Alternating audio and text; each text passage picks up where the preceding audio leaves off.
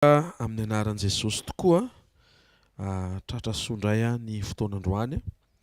izay sekoly ahafahantsika manovo eo an-tongotry ny tompondray ary miarahaba ihany koa araka ny tenin'ny pasteur teo ny vehivavy izay tonga eto misy antony sy misy dika matolisy andro anankiray anatin'ny taona atsiarovana an'izany dia tahin'i Jesosy manoka antsika izay tonga eto. Antsika ity mafy tsara ho an'ny tompo Alleluia. Daontsika hivavaka raha amin'ny anaran'i Jesosy tonga soa eto amin'ny fotoanan'ny sekoly izahay nitarihanao no tantananao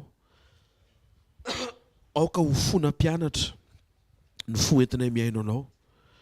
ny mpianatra tsy mahay ary ny mpampianatra no manazava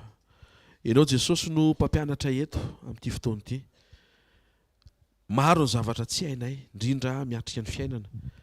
indrindra ny miaraka aminao mino kosa izay fa ho tombony indray ity fotoana maraina ity satria eo amin'ny fanatrehanao no misy ny fahafenona ny fahavokisana sy ny fahafampo vangio ny tsirairay ao izay tonga eto androany